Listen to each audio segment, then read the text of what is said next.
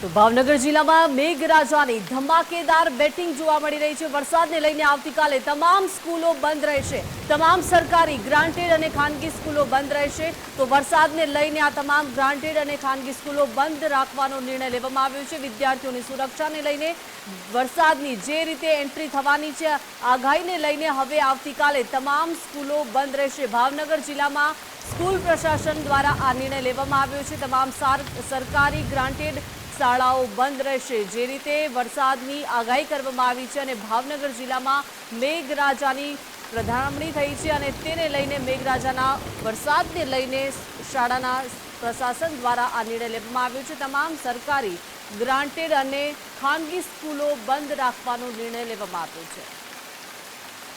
ભાવનગરમાં અતિશય વરસાદના લીધે કાલે એટલે કે 18 જૂન 2025ની તમામ સ્કૂલ પ્રી પ્રાઇમરીથી લઈને 12મા ધોરણ સુધી રજા જાહેર કરવામાં આવે છે અને આજે પણ જે કોઈ સ્કૂલમાં ક્લાસ ચાલતી હોય કે બાળકો હોય તો એને પણ તત્કાલ ઘરે મોકલવા માટે જણાવવામાં આવે છે। શિક્ષણ જગત સાથે સંકળાયેલા તમામ લોકોને મારી રિક્વેસ્ટ છે કે કાલે 18 તારીખે સંપૂર્ણપણે શાળાઓ બંધ રાખવાની છે અને આ નિર્દેશ ખાનગી સ્કૂલો ગ્રાન્ટેડ સરકારી તમામ શાળાઓને લાગુ પડશે।